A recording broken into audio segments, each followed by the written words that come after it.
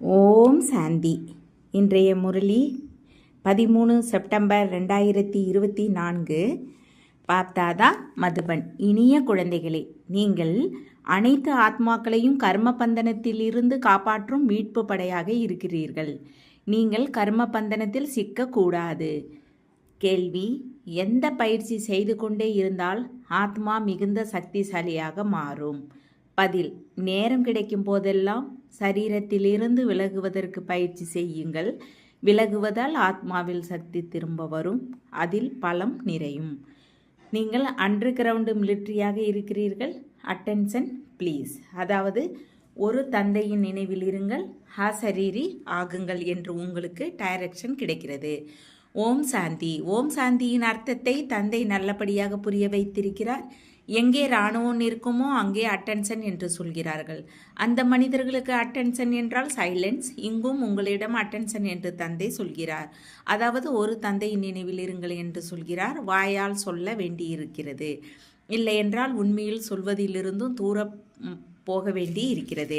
Attention. தந்தையின் நினைவில் இருக்கிறீர்களா? நீங்கள் ஆத்மாவை அறிந்திருக்கிறீர்கள், தந்தையையும் அறிந்திருக்கிறீர்கள். அப்போது தந்தையை நினைவு செய்யாமல் நீங்கள் விகர்மா ஜீத், அதாவது சதோ பிரதானமாக பவித்திரமாக மாற முடியாது என்பது தந்தையின் டைரக்ஷன். அதாவது அப்படி ஸ்ரீமத்து கிடைக்கிறது. இனிமையிலும் இனிமையான செல்ல குழந்தைகளே, தன்னை ஆத்மா என்று உணர்ந்து தந்தையை நினைவு செய்வதே முக்கிய விஷயமாக இருக்கிறது. இவையெல்லாம் இந்த நேர விஷயங்கள். அதை பிறகு அந்த பக்கம் எடுத்து சென்று விட்டார்கள். அவர்களும் மிலிட்ரி, நீங்களும் மிலிட்ரி. அண்டர் கிரவுண்டு மிலிட்ரியும் இருக்கிறது, மறைமுகமாக இருக்கிறார்கள். நீங்களும் அண்டர் கிரவுண்டில் இருக்கிறீர்கள், நீங்களும் மறைமுகமாக இருக்கிறீர்கள். தந்தையின் நினைவில் மூழ்கி விடுகிறீர்கள். இதைதான் அண்டர் கிரவுண்ட் என்று சொல்லப்படுகிறது. யாரும் அறிய முடியாது. ஏனென்றால் நீங்கள் மறைமுகமாக இருக்கிறீர்கள். உங்கள் நினைவு யாத்திரை மறைமுகமாக இருக்கிறது. என்னை நினைவு செய்யுங்கள் என்று மட்டும் தந்தை சொல்கின்றார். ஏனென்றால் நினைவினால்தான் இந்த பரிதாபத்தில் இருப்பவர்களுக்கு நன்மை நடக்கும் என்பது தந்தைக்கு தெரியும். இப்போது உங்களை பரிதாபத்தில் இருப்பவர்கள் என்று சொல்கிறார்கள் தானே. சொர்க்கத்தில் பரிதாபத்தில் இருப்பது இல்லை.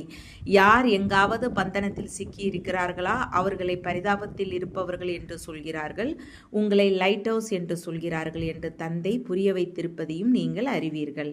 தந்தையையும் லைட் ஹவுஸ் என்று சொல்கிறார்கள். ஒரு கண்ணில் சாந்தி தாமத்தையும் அடுத்த கண்ணில் சுகதாமத்தையும் வைத்திருங்கள் என்று தந்தை அடிக்கடி புரிய வைக்கிறார். நீங்கள் அப்படியே லைட் ஹவுஸாக இருக்கிறீர்கள். அமரும் போதும் எழும்போதும் போகும்போதும் நீங்கள் லைட்டாக இருங்கள். எல்லோருக்கும் சாந்தி தாமத்தின் சுகதாமத்தின் வழியை சொல்லிக் கொண்டு இருங்கள். இந்த துக்கதாமத்தில் எல்லோருடைய படகும் சிக்கி இருக்கிறது. அதனால்தான் படகோட்டிய எனது படகை கரை சேருங்கள் என்று சொல்கிறார்கள். எல்லோருடைய படகுகளும் சிக்கி இருக்கின்றன. அவற்றை யார் மீட்பது? அவர்கள் ஒன்றும் மீட்பு படையாக இல்லை. அப்படி பெயர் வைத்திருக்கிறார்கள். உண்மையில் நீங்களே மீட்பு படையாக இருக்கிறீர்கள். நீங்கள் ஒவ்வொருவரையும் மீட்கிறீர்கள். எல்லோரும் 5 விகாரங்களின் சங்கிலியில் சிக்கி இருக்கிறார்கள். அதனால் எங்களை விடுவீங்கள், காப்பாற்றுங்கள் என்று சொல்கிறார்கள். இந்த நினைவு யாத்திரையில் தான் நீங்கள் கடந்து சென்று விடுவீர்கள் என்று தந்தை சொல்கிறார். இப்போது எல்லோரும் சிக்கி இருக்கிறார்கள். தந்தையை தோட்டக்காரர் என்று சொல்கிறார்கள். எல்லாம் இந்த நேர விஷயங்கள். நீங்கள் மலராக மாற வேண்டும். இப்போது எல்லோரும் முட்களாக இருக்கிறார்கள். ஏன் என்றால் வன்முறையாளர்களாக இருக்கிறார்கள். இப்போது வன்முறையற்றவர்களாக மாற வேண்டும், பாவனமாக மாற வேண்டும். யார் தர்மத்தை ஸ்தாபனை செய்ய வருகிறார்களோ அவர்கள் பவித்திர ஆத்மாக்கள். அவர்கள் அப்பவித்திரமாக இருக்க முடியாது. எப்போது முதலில் வருகிறார்களோ அப்போது பவித்திரமாக இருக்கும் காரணத்தால் அவரது ஆத்மாவிற்கோ அல்லது சரீரத்திற்கோ துக்கம் கிடைக்க முடியாது. ஏன் என்றால் அவரிடம் எந்த பாவமும் இல்லை. எப்போது நாம் பவித்திரமாக இருப்போமோ அப்போது எந்த பாவமும் ஏற்படுவது இல்லை. பிறருக்கும் பாவம் ஏற்படுவதில்லை. ஒவ்வொரு விஷயத்தை பற்றியும் சிந்திக்க வேண்டியிருக்கிறது.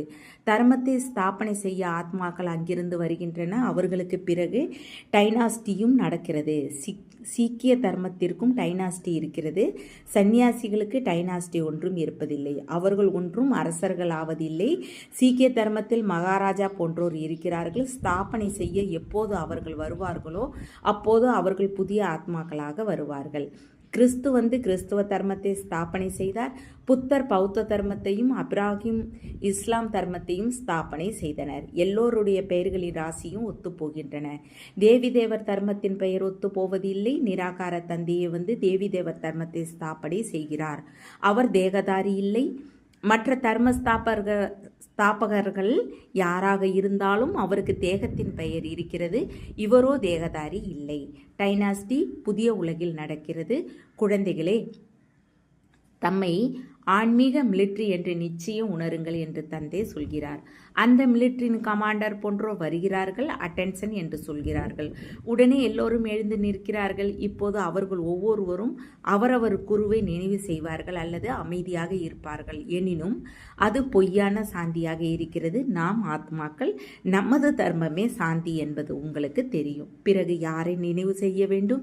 இப்போது உங்களுக்கு ஞானம் கிடைக்கிறது. ஞான சகிதமாக நினைவில் இருப்பதால் பாவங்கள் அழிகின்றன.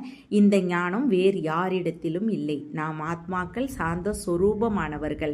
சரீரத்திலிருந்து விலகி அமர வேண்டும் என்பதை மனிதர்கள் புரிந்து கொள்வது இல்லை. இங்கே உங்களுக்கு அந்த பலன் கிடைக்கிறது. அதனால் நீங்கள் தம்மை ஆத்மா என்று உணர்ந்து தந்தை நினைவில் அமர முடியும். தன்னை எப்படி ஆத்மா என்று உணர்ந்து விலகி அமர்வது என்பதை தந்தை புரிய வைக்கிறார். ஆத்மாக்கள் நாம் இப்போது திரும்பி போக வேண்டும் என்பது உங்களுக்கு தெரியும். நாம் அங்கே இருப்பவர்கள் இவ்வளவு நாட்களாக வீட்டை மறந்து இருந்தீர்கள். நாம் வீட்டிற்கு போக வேண்டும் என்று வேறு யாரும் நினைப்பது இல்லை. பதித்த ஆத்மாக்கள் திரும்பி போக முடியாது. யாரை நினைவு செய்ய வேண்டும் என்று புரிய வைப்பவராகவும் யாரும் இருப்பது இல்லை. ஒருவரையே நினைக்க வேண்டும் என்று தந்தை புரிய வைக்கிறார். வேறு யாரையும் நினைப்பதால் என்ன பலன்? பக்தி மார்க்கத்தில் சிவ சிவ என்று சொல்லிக்கொண்டே இருக்கிறார்கள். இதனால் என்ன நடக்கும் என்பது யாருக்கும் தெரியாது. சிவனை நினைவு செய்தால் பாவங்கள் அழியும் என்பதும் யாருக்கும் தெரியாது.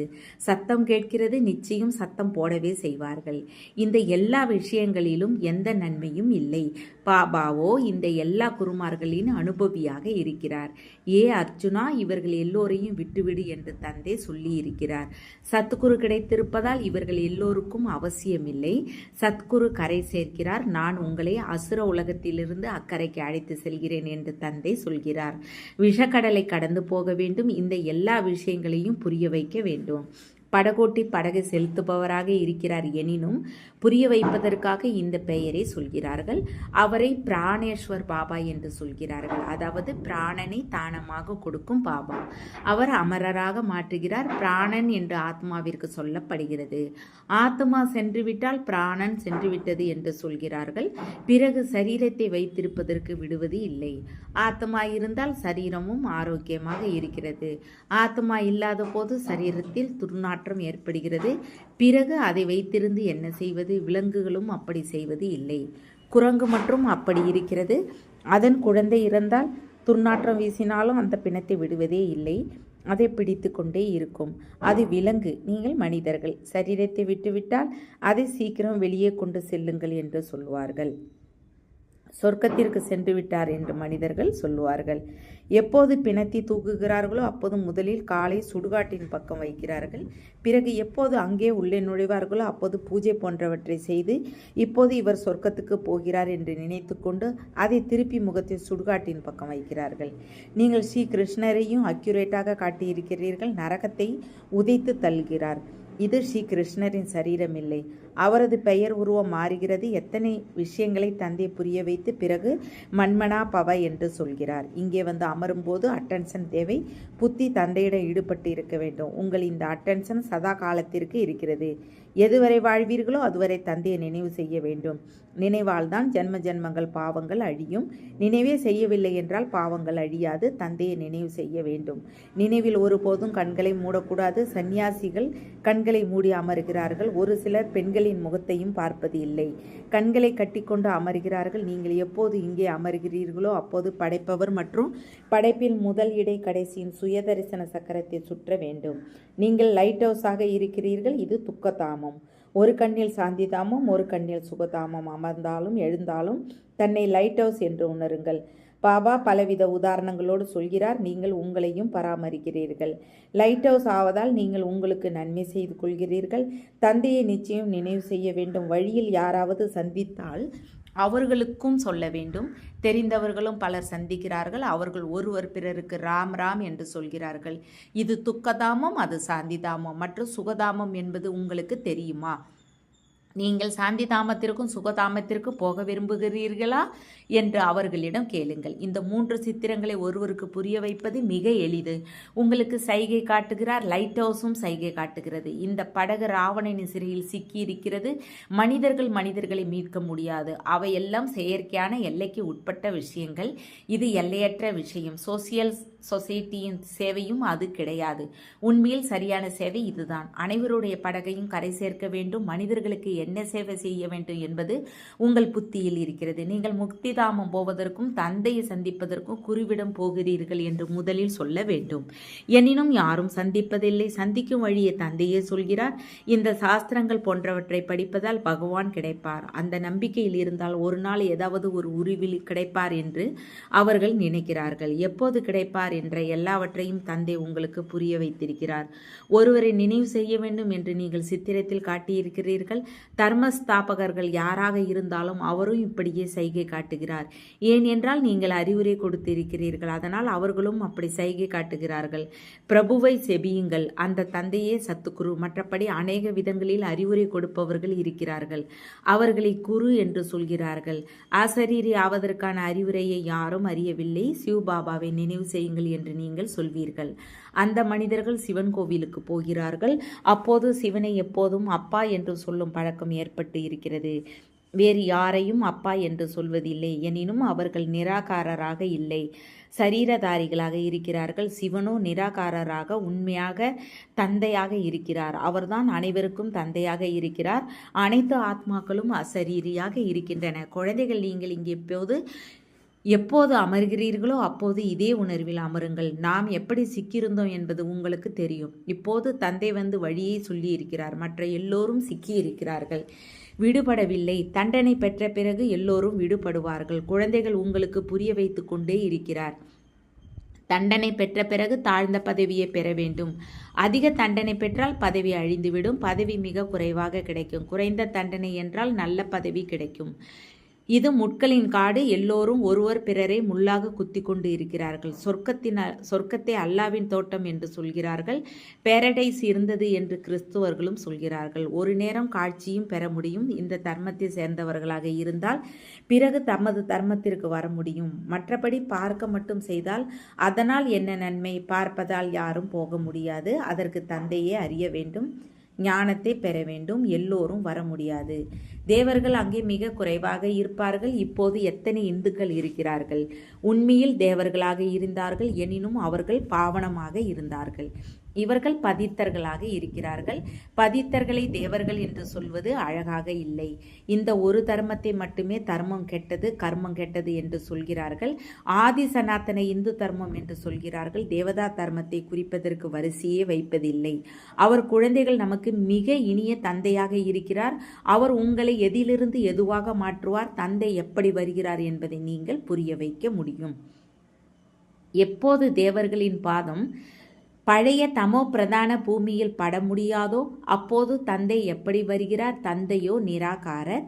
அவருக்கு சொந்த கால்களே இல்லை. அதனால் இவருக்குள் பிரவேசம் செய்கிறார். இப்போது குழந்தைகள், நீங்கள் ஈஸ்வரிய உலகில் அமர்ந்து இருக்கிறீர்கள். அவர்கள் எல்லோரும் அசுர உலகில் இருக்கிறார்கள். இது மிக சிறிய சங்கம யுகம். நாம் தேவலோகத்திலும் இல்லை, அசுரலோகத்திலும் இல்லை என்பதை நீங்கள் புரிந்திருக்கிறீர்கள்.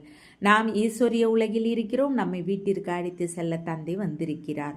அது எனது வீடு என்று தந்தை சொல்கிறார். உங்களுக்கு நன்மை செய்வதற்காக எனது வீட்டை விட்டுவிட்டு வருகிறேன். பாரதம் சுகதாமமாக மாறிவிடுகிறது. பிறகு நான் வருவதே இல்லை.